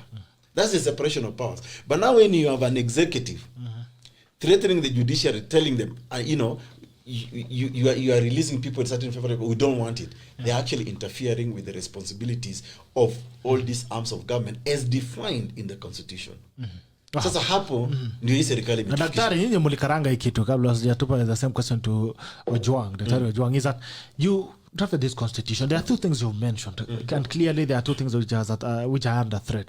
First of all, is constitution itself. It's under threat. It's not protected. Yes. You can wake up today, you and Ojwang, you shake hands and you say, now, to someone our marriage, a political marriage, let's change this constitution. Yes. There's now, you know, request certificate, marriage certificate, which then it means clearly that we have not protected our constitution. So that is a lack of respect for the sanctity of the constitution. So how do we protect it from? How do we protect it from such people? How do you protect it from even EKURU AUKOT himself? You know, there are many mechanisms, for example, in the constitution to protect the constitution when somebody violates the constitution. For example, if we had a credible parliament, and we have agreed in Kenya that we have a dead parliament that cannot even read this constitution. In fact, when I listen to some of the hearings in parliament, proceedings in parliament, I just feel like crying. Because it means the people who are calling themselves legislators have not even read the document, the highest law in the land. So, for example, where a president or someone like, say, a minister has violated the constitution, to protect that document and to respect its sanctity, there are provisions on censure. You can bring a motion of censure to censure that particular official, be it the president, be it the member of parliament, be it the minister, be it anybody else. You know, we saw this in the context, for example, of America when they decided, and that's the second point, mechanism, impeachment. You know, impeachment. A president or whoever can be impeached when they violate the constitution. Those mechanisms are there in the constitution. I think under the presidency, to impeach the president must be Article 145, if I'm not wrong. That's another article you must read. But Article 37 also gives us the right to demonstration, to picket as the people. Because now we can say eventually, no, wait a minute. This document is about us. That power you're exercising is described in Article 1, that sovereign authority vests in the people. So we can actually go to the streets, peaceably though, no violence, peaceably, I think must be Article 37 of the Constitution, to demonstrate, to picket, and basically to call leadership to account. Kenyans have not done that. But what will they do? They will throw to a BBI rally where they are being fed lies that, oh, you know, we'll do this and that for you. There is also Article 100 or 104, if I'm not wrong, the recall clause. Yeah? Where a leader, for example, say you are MP or a senator, has actually failed in their responsibility, you can actually begin to collect signatures and recall that leader and fire them. So there are many mechanisms. But lastly, come an election, you can always fire a leader who has underperformed. Now, Kenyans complained immediately after 2 years of Jubilee administration. But in 2017, they had the chance to say, we don't like this administration. There were 8 presidential candidates, including yours truly here. Yeah? And, but they said, Bana EKURU, you know, you come from the Kenya of the North. Sasa kwanza nyinyi ni wangapi? You know, they never looked at, for example. So there are all those mechanisms we talk, you know. But so to protect really the sanctity of this constitution, you see, we have also been treated to a lot of dishonesty. Can you imagine when, for example, MPs are being sworn into office? What do they say? Now let's read this constitution again, because see mambo ya katiba. You know what they say? Actually, they borrow from the provisions of Article 3, which talks about defense of this constitution. Okay? And this actually, Article 3, directly answers your question, Bitok. Defense of this constitution. And this is what it says. Every person has an obligation to respect, uphold, and defend this constitution. Sub-Article 2 of that constitution, which was violated by the handshakers, or when one of the handshake brothers was sworn in, they violated Article 3, Sub-Article 2. And it is upon us Kenyans to have said to Raila and Miguna, Usuoim and the rest, that you are violating our constitution. Because it says, any attempt to establish a government otherwise than in compliance with this constitution is unlawful. So when you are being sworn in as a president, you know, you are attempting actually to establish a government. So you are violating. So a different government from what has been elected. Of course, yes. From what has been. So again, it is the people of Kenya. To your question directly, how do you respect this document? Yes. Your answer is there. Article 3, Sub-Article 1. But look, Kenyans are used to the circus. You actually love the circus. Yeah, we love that circus. And that's why I honestly believe that these political, I don't think they are geniuses, but they are good tricksters and, you know, very, very, very clever individuals. Because if I call them geniuses, you know, I'll be assuming that they are injecting certain level of intellectual acumen in the way which is not there. So they are tricksters. They know that this is how Ojwang wants to be treated. And it goes back to the analogy of Doc here, that, you know, willing slaves always wonder when the master treats them nicely. They almost want to go on a what's wrong today? What's wrong today? Master, are we sick? So enslave us, yes. Exactly. So do something to enslave us. I told you about a book called The Pedagogy of the Oppressed by Paulo Freire. You know, Pedagogy of the Oppressed, there's I think a passage, if I recall very correctly, but I can paraphrase it, where the oppressed have actually arrested the oppressor, tied the oppressor down. But as they see the oppressor wriggling, maybe in pain, they are wondering in their mind, will he be able to pull a miracle and escape? So they're already entertaining fear even after overpowering. The Leviathan, yeah. So this is who we are. Paulo Freire spoke about the pedagogy of the oppressed. I think he had Kenya in mind. We are majority. We are the majority compared to these politicians who are actually misleading us. But somehow we are entertaining. Even if we overpower them, maybe they will do something miraculous, you know, to escape and then come back to own. Julian said, "Nekubaya, hata kukiwa kuzuri tunashindwa ni nini mbaya." So how do we protect institutions? We have now been talking about an upfront, and this is quite interesting because it's a very bold upfront on institutions that are otherwise supposed to be independent. So even as Dr. has taken us through the preservation of the constitution and some of quarters and parts, but I still feel that we've not really preserved the constitution, have protected the constitution enough. Maybe even I think the amendment that we should be talking about is ensuring that a constitution is almost timeless, like it's protected, so that tomorrow I don't come and change the constitution the way I want, because now Ojwang is my friend. When he becomes my enemy tomorrow, I come and change the constitution to accommodate the EKURU and all that. So now let's talk about institutions. How do you protect the institutions? Yeah, the limitation of even the power to change constitution is an issue of rule of law. That's why Parliament cannot change or make any law they want. Actually, I like what Dr. Aukot said. Parliament make law, but that is class 5, 6, GHC, history, Parliament, it's the people's law that Parliament make. And Parliament need to always remember that they make law, but that law comes from the people. So the Constitution itself, BITOC, did fairly well to restrain itself from mischievous amendments. The Constitution itself, those Article 255, 256, 257. You know, if you look at the 2010, the independent Constitution, it was changed more than 30 times.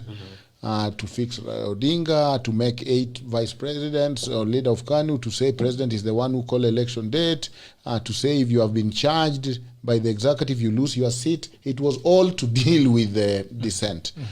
This Constitution have added, for example, court as the protector of the Constitution.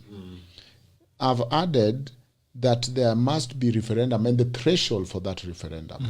I've added that to change it in Parliament, you need 2/3. And that is why I can tell you in the 2010 Constitution, there have been about 7 attempts and they have all flopped. You must go to the counties. And that is probably the task that the president knew, that I need the hand of my brother Raila for me to try change this Constitution. If it could have been changed, and if it was easy to be changed, I don't think President Uhuru will have gone for even handshake. But because he knew how hard it is to change it, so that is one mechanism that the Constitution by itself have tried as much as possible to protect itself from officious intermeddlers by the process, including the court process, including the timeline and the restriction, including going to collect 1 million signatures. So that Constitution have done very well. But again, the issue, you know, as Aukot is saying, there's no slave without master, and there's no master without slave. Somebody have to be on one side or the other. However much we forget, there is no freedom without laws. Actually, law is not there to limit freedom. Law is there to expand freedom. Law, because you cannot enjoy your right and freedom if it is not regulated. So law is our friend. As Aukot is saying and questioning the power of the people to swear themselves in, I have different view, because this Constitution is not just these papers. It is the spirit of the people. We, the people that is in the Constitution, is the primary power to even recall the Constitution and make another Constitution. So there is the primary power of constituting. The word Constitution comes from the constituting, coming together. So if, for example, the idea of the People Assembly that former Prime Minister had, was saying that we have realized that there is no assembly in Nairobi. We have realized that there is nothing going on. And people are now going to come with people's assemblies. Because we, the people, our power, yes, we get our power from the Constitution, but we also have power out of this Constitution if we want to make another Constitution. It is almost the sun and the moon kind of thing. The moon gets its light from the sun, not the other way around. Him swearing in was not tidy, but still it was the idea that, you know what, sovereignty belongs to the people. And you're not just going to sit and read fortified chapters and say, you see what, I have been protected here, and I've been protected here. The spirit of the Constitution was long gone. Look at it this way. What allows Prime Minister Raila to be part of government? Nothing in the Constitution. But that is now something that I have found legal scholars and constitutional scholars saying we need to study this. That, oh wow, so there can be a constitution, but there can be the reality that somebody who is not within that constitutional power can exercise such powers. Raila have been given, you know, a Cheska and all that, but that is not where the power lies. The power lied even before that with the people. So how do we navigate this? Finally, I think that Kenyans need to understand that the Constitution is the document of governance. And as Dr. Okot said, it is our contract with the government. We are telling whoever is ruling us how we want to be ruled.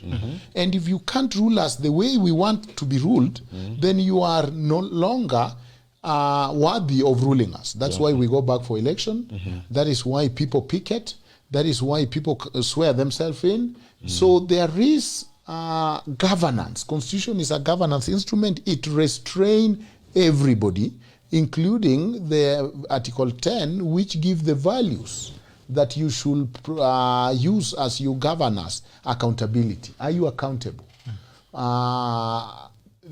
Democratic. Rule of law. Those are the values. And people should be recalled, or people should be able to force to resign when they don't go according to those values that we put in the Constitution. Article 10, actually. Yes, in Article 10. But, you know, so that this thing where the problem I have with Wananchi, including myself, is to say, oh yeah, that's the Constitution, but this is Kenya. That statement is very powerful, because that statement is fait accompli. Yes, bwana, hii ni Kenya. Hii kitu imepita bwana. You know this is Kenya. This is gone. Yeah. Imagine they are saying that, Doc, and this is very sad. Again, we take this chance to remind Kenyans that the power of governance, even the authority itself, is actually yours. It's not for the few political class. You see, the way people have thrown their hands in the air just because county assemblies are passed this. First of all, they're forgetting one thing. County assemblies were bribed. And let me take this chance actually to thank 3 county assemblies. Baringo County, Elgeyo Marakwet, and Nandi. Because they say despite that promise of being bribed of 2 million, they rejected BBI. But what saddens me is just because these other county assemblies have passed this document, I've already seen Kenyans admitting and accepting that is the norm. What Kenyans are forgetting is that when this thing is brought before them in a referendum, they have got the right to say yes or no. So why are you throwing away? You should be saying you're waiting to show you. Yeah. Why are you surrendering so soon? You're surrendering so soon by surrendering your country to a few individuals. And let me tell you, we talk. It is laughable. I know you've shared for me a screenshot of what has really made me mad. And I want to put it in the context of BBI. This is what CS Mutagwe Kagwe has said to Kenyans. We plan to vaccinate about 15 million countrywide, which is about 30% of our total population of 49 million by the end of June 2023 in 3 phases. Can you imagine that they plan? We've already made COVID a business for 3 years. Imagine 3 years. But let's come to BBI referendum. They told us that within a week they were able to collect 5 million signatures. This government, because it became a government project, they used the chiefs, they used everybody. Compare now BBI, contrast BBI and vaccination. Mutahi Kagwe is telling us, for us to save your lives, because this BBI doesn't kill anybody, by the way. In fact, if BBI doesn't pass today, or even if we shelf it today, who will die? Nobody. Yeah, it's not like our lives will change, will deteriorate. But if we are not handling COVID-19 with the urgency it deserves, then many of us are going to die. People are already dying. People are already being killed by this disease. But look here, you have a cabinet secretary, and probably by the time he spoke, before he spoke of this, the way he has spoken, I'm sure this must have been discussed at cabinet level. So your government is not taking your health seriously. He's saying, we'll take our sweet time, we'll take 3 years until 20... 30% only. So to cover 100... 15 million. But now let me compare, and that's why I'm saying, Wakenya, as King Kaka said, wajinga ni sisi. For 1 week, you purportedly gave this government of Jubilee 5 million signatures in 1 week. So if they were to vaccinate you even in 4 weeks, we'll have done how many? Do the maths. That's 20 million. That's 20 million. Yeah. Do another one, another 4 weeks, which is 2 months. You will have done 40 million. Yeah, you will have done all the in 2 months. In 2 months, yes. And you will have saved a wider population. But they are telling you your health is not a priority for us. What's a priority for us is this BBI. And that's why we came to you Jinga Nyinyi washenzi mtupatie hii signatures zenu just in 1 week 5 million and you are there sitting there lining up and taking these signatures. But now you cannot be lined up in the same strength to take the vaccine to save your lives. We are finally, that is the thinking that that Africans are in the status of becoming human beings. Some of those comments we have been mad, we have disputed them, but the idea that we are in becoming, because you have seen how other countries treat their citizens. When one American dies, it's a big deal. It's a big deal. When it comes to us, because we are in evolution of becoming, 10, 50, whatever is not a big deal. The way we value our people, life. If you go to my remotest part village in Kenya, you'll find Coca-Cola. How it gets there, whether there is road, whether there is no road, you will get there in the morning and you'll find somebody saying, Mwalimu, buy for me soda. There is no clean drinking water, but there is Coca-Cola bottled and a straw and a fridge that don't even require electricity. This is a private company. It has supplied Coca-Cola to the remotest part of our village. And it doesn't have all the kind of governance structures such government has. Mijikumi and all that. Now envision a government and what a good government can do.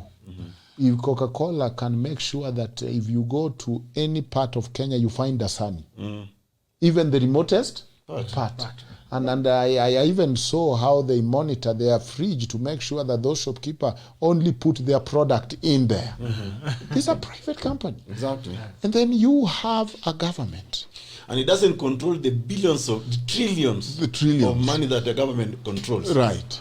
But it's not able to vaccinate in time, to get the donation that it has been given in time, to get the help where it needs to go. And that, to me, is the disaster we have. That now, tell me, do we need a government? Or do we quit the state? If we are living worse, in my village, if there is a crisis and somebody screams, people will respond faster than the police, as we know it. So half of our life, or actually 80% of our life, are informal. Very little contact with the government, except when they bring their document like BBI. And after, by the way, how many Kenyans have even a signature? I was shocked when I go to my local country and I asked one of the ladies who had signed, do you have a signature? She doesn't have a signature.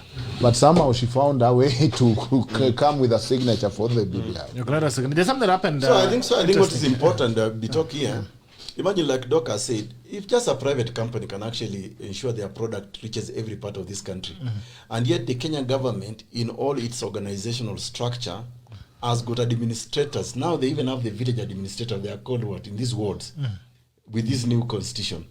They have got new administrators. So surely why not even apportion a certain amount of vaccines to the chiefs alone? Because then you are able to reach as many villages as possible and actually save lives. So when you have a joker like Mutai Kagwe here telling us to wait for 3 years to be vaccinated, 30%. Only 30% of us by 2023. You see, it's another campaign strategy. They are trying to tell Kenyans, by the way, for the next prepare. This is an election pledge. It's an election pledge that tupea kura tutakuja kuwadunga vaccine. Exactly. And it's a vaccine that you've not already proved whether it's safe or not. Now there's something that quite interestingly happened yesterday. By the way, you can call in. We finish in the next 10 minutes, but you can pick a couple of calls. Number 0779-800-010 or 779-800-010. You can call in and contribute quickly. But anyway, there's something that happened yesterday. A woman killed her husband and she was jailed for 1 day. It has been a topic of discussion across the interwebs on whether actually law. Yes, it is. So she must have been, our offense must have been manslaughter, not murder. Because if it is a crime of murder under Article, I think, section 2 or 3 of the Penal Code, Penal Code, the sentence is you hang by the neck until you die. That's still in our law books. Yes, that's exactly the language when you are convicted of murder. So you hang by the neck until you die. But when you cannot... It's still there? Yes, it is still there. That's our law. That's our law. Yeah, you actually get hanged in the prisons, and they make sure that, the hanging, and it's by the neck. And they say in exactly those language, you hang by the neck until you die. So we have to see ukianza kutupa mateke kama kuku. That's when we know umekufa. So that's the crime of murder. But sometimes the crime of murder, for you to prove the crime of murder, there are two things you must prove. Kuna simu wengine tusikiza anasema. Hello, jambo. Hello, vipi Gerard? Salama sana, habari asubuhi. Mzuri sana. Nazungumza na nani? Nazungumza na Martin. Yes, Martin. Yeah, hope you guys are doing okay. I love the conversation now. Thank you so much. What I'd like to tell our listeners today is that the biggest threat that this BBI has on this country, it's just going to be seen the first 3 years after it has passed. Now, the good thing is that even people have not started campaigning against BBI. It's just a few majority of people. So when this thing is going to go to the referendum, we are going to have dissident view against BBI. So these people who are BBI proponents, they should not be happy that this thing is just going to have an easy sale. So even Ruto is not going to say no to the BBI, but we know the things that BBI is going to have on the effect of this economy. Because totally there is going to be no separation of powers. The ministers who are going to be the MPs, they're not going to be able to speak for the people. They're going to speak to the people who have appointed them to be ministers in the cabinet. So, and then you're looking at a situation where, the thing about Baba is, I'm sorry to say this, is that him is thinking about leadership, the 5 positions, so that he becomes president, while Uhuru is thinking about resources going to the region. Because, you see, Central Kenya is going to get a whole 12 new constituencies. Plus, you're talking about that we don't have a problem of money going to the constituencies, you see.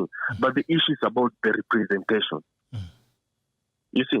So, in a way that even if Central Kenya is not going to get a person in leadership, top leadership, they're still going to have a majority in parliament whereby they're going to influence the policies. So the thing about this thing is that Baba anafaa elewe kwamba anachezwa, yeye anafikiria kuhusu hiyo leadership na kuwa president. Uhuru ana think about resources going to Central Kenya. No. So let Kenyans be awoke. Na mjua hapa tunachezwa. So that at the end of the day, msibaki hapa mnalialia mnasema ati we wish we knew. Now is the time that you know, and you need to do something about it before it gets to a point whereby it would change anything. Because you see something like women representation, we can only change that after 3 consecutive elections. That is 15 years. That's when we can be able to make a change. So I think Kenyans need to be awoke. Now, tujue BBI, hakuna kitu inasaidia wa Kenya. And the thing about this country is that we have a very wrong idea about what leadership is all about. See, if you go to other countries, always pata congress person ati anafanya kazi ya development. That's what local government are supposed to be doing. You see, like, if you go to a state, we have the state department, which does construction and everything. So I don't understand why, like, lazima to follow leadership na pesa. These leaders are supposed to be doing policy, and they're supposed to be ensuring that this money, once it's sent to the local government, is supposed to do the work that it's supposed to do. But at hii stories sijui ati MP anafanya kujenga mashule, sijui ati kujenga choo. I don't know where this idea came from. And it's the wrong idea, because these leaders they cannot be accountable because they're in a position of influence. Hawezi kuwa accountable for that money. But unajua wakati civil servant anakula pesa, ni rahisi kushikwa na ni rahisi kufanywa prosecution. But hii story ya kusema sijui pesa inafuata inaenda na leadership, hiyo ni ukumbavu. Na Wakenya wanafaa waamuke. Asante sana Martin. Thank you so much. But unafaa utuite hapo ndani tuongee maneno bana. Kujeni bana, hakuna shida. Hii ni mtandao ya wananchi. Asante sana Digengo. Thank you so much for the thoughts. I mean, Kenyans actually know what they want. Sijui ni nini nafanyikanga, but anyway, continue your thoughts on what happened to Mama. So I was just saying, maybe just to educate people. Also to clarify, I think the husband was also abusive. Regardless of that, so for you to prove the crime of murder, there are two elements to it. Is what we call the mens rea. That's a guilty mind. You have to have a guilty mind. That you must premeditated a forethought, malice aforethought. So that I planned, Ojwang, I will kill you. Or like even when I say I will kill you. Now that's enough prosecution. That is mindset. That is the guilty mind. But when I actually go to actualize the killing, is what we call action. The actus reus. Yeah, the action itself. So if prosecution can prove the two elements, that actually you threaten this guy that you're going to kill him, actually, and eventually you kill him. You planned it. Then that's murder. But a murder can also be reduced to manslaughter. The threshold, if it doesn't meet the two threshold, it can actually be reduced to manslaughter. And once it's reduced to manslaughter, actually the sentence is day 1 to life. Wow. Or even, it's either. You can even be acquitted, actually, even in manslaughter.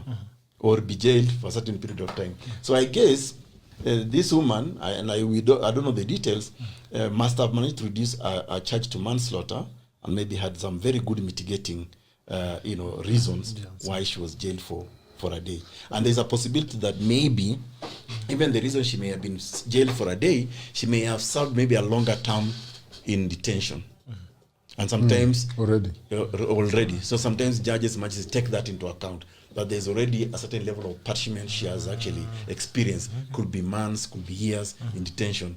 And if you put that together in the context of manslaughter, even a day or even a few hours, she could have been jailed a few hours before. Actually, the sentence was when a hearing was running. By the time they were done, she was already free. She has finished her term. So they must have, we don't know the name, but there must have been maybe Doc can. Yeah, no, I don't know more than any other information, but it looks like there's the battered woman syndrome defense, that if you have been pricking me with a needle for 30 years, one day I'll snap.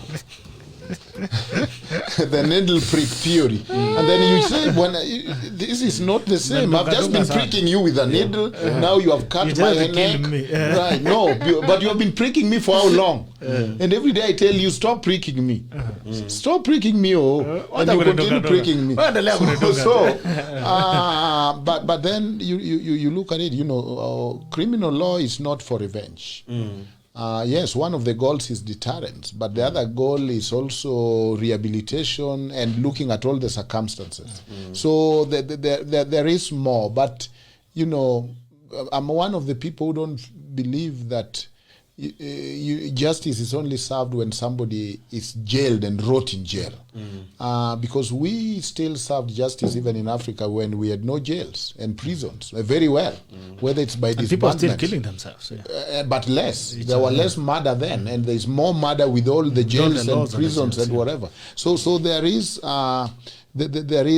mitigating circumstances which are possible. But as we talk... Bitoka can even push you now because of having an altercation. Maybe you had some pre-existing condition and you collapse and die. It doesn't mean the offense of murder. My action may have contributed to your death, but I didn't know, and I could actually mitigate. What we call, acting on the spur of the moment. Well, you must have been a criminal lawyer in another life. Okay. Yeah, but... when you look at Kenya, what we have as a mental thought is not what we have as a culture. Mentally, we know the right thing to do. We know what a good leader will look like. We know who is bad. But that is mental. And mental is not as important as the heart and the emotion. That's why Mandela said, when he speaks his language, he speaks from the heart. When he speaks English, he speaks from the head. You'll rather speak to somebody's heart.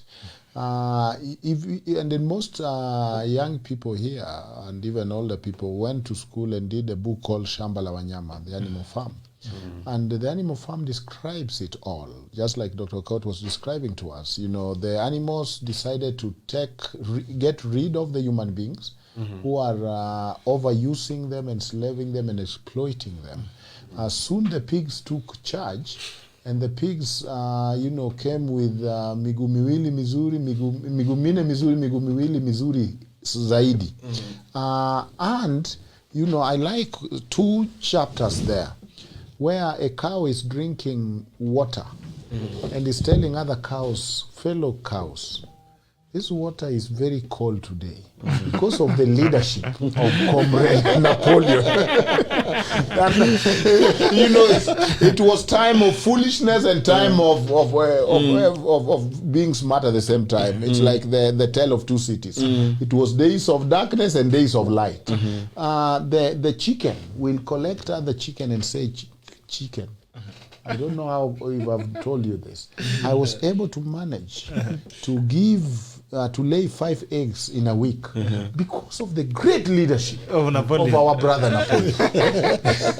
When we hear Kenyans, we know the right thing, but whether we want to do the right thing is a different choice. So if you look at that animal farm throughout, there is a lot of silliness and foolishness, and everybody knows they are faking it until they arrive, and everybody is pretending. When the animals decide to sleep in the bed, as they had told not to because we are animals, when they decided to sleep with blanket, the mtiki or the squirrel will come and say, brothers, leadership is not an easy thing. If the pigs got tired and decided to sleep on the human bed, will you blame them? Do you want human beings back? Or which one would you rather have? You rather have pigs sleeping on human beds. Yeah. Then he will come the next day and say, I've heard some rumors that they are taking wine just like human beings, and that secretly they are training to walk on 2 legs just like a real master. That might be neither here or there. But the thing is, do we want human beings to come back? If the pig have simply asked to take a few glass to help him relax after the difficulty of leadership, I'm leading you. Why are you even complaining? Pray for these leaders. Pray for our leaders. It's not easy. It's a big sacrifice. So the idea of servant leadership is gone. The idea that the law is the master. And that is what rule of law is. That we are not, it's not a country of people. It is not a country of human, but a country of law. That is gone. Because when you hear of late, even people, revolutionalists, and I call him revolutionalists like Orengo, because I know what he has done for this country. When you hear him talking of Putin, when you hear his book of inspiration now is Machiavelli, and how a leader, there is only one leader, and respect to leader is paramount. And you wonder, how about the 2010 Constitution? So when we do things never outsmart your master. When we do things that are so convenient for us, we can only fool ourselves so long. But the truth is that the reality catches up. This water is cool. So, and that's what I've seen with the BBI. This document, my goodness, where did they make it from? This document is very good because our 2 able leaders, out of the expansive heart they have, selfishness, and the love of this country, selflessness. Yes. One said, I'm a president, but I will share my glory. Another one said, I'm a people's president, but I will join hands with my brother. I'm willing to brag my kingdom. Because both of us know, and apparently, that's the epitome of arrogance, that both of us, that our fathers messed up this country. And both of us know where the problem. I mean, if you have been the problem, you cannot be a solution, surely, logically. Okay, your final remarks, EKURU, as we close in. So for me, Doc has just, reminded me of the very wise words by Justice Maraga when he talked about the greatness of any nation lies in its fidelity to the rule of law, constitution, and above all, fear of God. I think about those 2 things. We now know that as Kenyans and as political leaders in this country, they don't really respect the rule of law. And therefore, by and large, you can say that our fidelity to the rule of law in this country and to the constitution is very, very shaky, and is on very shaky grounds, even as we go forward. But the other element of Justice Maraga, Chief Justice Emeritus, was that the fear of God. We are a country of pretenders. Look at our mannerisms. Going back to what Doc alluded to earlier, that even if you don't pass the law, but our behaviors don't change. Look at our mannerisms. Bitok, we start even in this show. Every time before we start this show, we pray to God. Before we eat, we pray to God. Before we go to bed, we pray to God. In political rallies, just before we start abusing each other, we pray. In churches, we pray. In funerals, we pray. Then you tell God, wachana sisi sasa tufanye mambo yetu. So we pray to God to allow us to abuse others in funerals, in political rallies, whatever. So there is something fundamentally wrong about our society. That somebody cheating the exam with a mask. Look at all those. Yes, look. This is very interesting. Rule of law. Showing me. That's the rule of law. This is a mask. Somebody is wearing a mask but has written answers. So for our the society, exam. for the exams. So I think my final thoughts to Kenyans in the midst of this referendum. I think we need to sober up and think more about the kind of society that we want. We can talk about this rule of law, we can talk about Katiba every week, but you see, Katiba derives from us. I remember in 2010, actually from 2009 to 2010 when we wrote this constitution, I went around this country actually asking Kenyans, what do you want written in the constitution? So the views in this constitution actually are from Kenyans. Yeah. So how come now we are disconnecting ourselves, disassociating ourselves with that which we wanted to be our ground norm, our highest law in the land? So I think the problem does not lie in the tiny minority of leaders, because now we know they are not leaders actually. These are rulers, rulers in the negative term. So we know they are not leaders. They are not people who want to see us prosper. So we have settled that issue. But what about us now who actually said this is the kind of law that we want? Include leadership and integrity in Chapter 6, Bill of Rights. Put this. How you amend our constitution is through ABCD. But now you are being treated to other theatrics by the same people who are misleading and lying to you every election after election, and is still accepted. So I will shine the spotlight now on the people of Kenya. The problem is you, not the political class that just see you as the fodder for their own survival. Wow.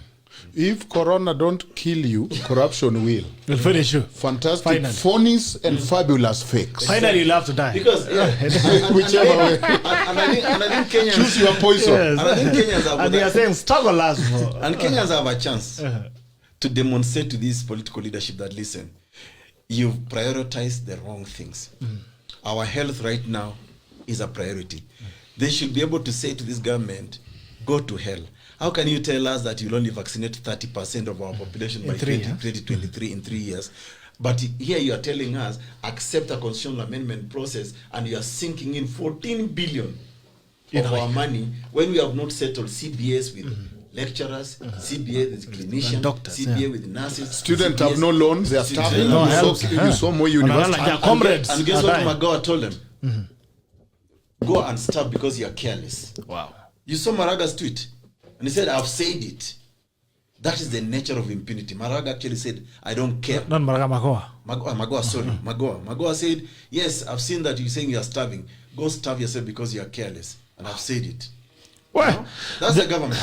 Too bad. Anyway, thank you, gentlemen, for coming into Sheria Wiki. Nashukuru sana kuona. Thanks for the discuss that given the wananchi. And to the fellow willing slaves, tuendelee kunyongwa zaidi. Tunyongwa. No slave without master. In fact, now you are requesting for a change. They need to do it with a wire. What after wire? What after ile cable ya break? No, but why don't you make it easy? Ujinyonge afu akifika tu ananini chapcha. Start the work at home. So I think what Kenya is about to tumefika. Watu wa Kenya wanafanya hata wenyewe wanatengeneza kamba. Wacha kujinyonga mapema. No, wajinyongi wanatengeneza kamba na make it very thick enough. Alafu wanapelekea. We line up. Yes, we line up. It's my turn. We even fight over. No, it's my turn to be hanged. Or to be guillotined. All right, fellow slaves, we appreciate. Keep your ropes intact and keep your necks in place, because they're gonna do it more. Yes. Until Monday, see you again. I will tell you the venue ya kunyongwa. Naambia uwanja ni gani. Kenyans, I think we deserve what you go through. But anyway, have the best of the weekend. Keep your ropes safe and keep your necks in place. Bye-bye and see you on Monday.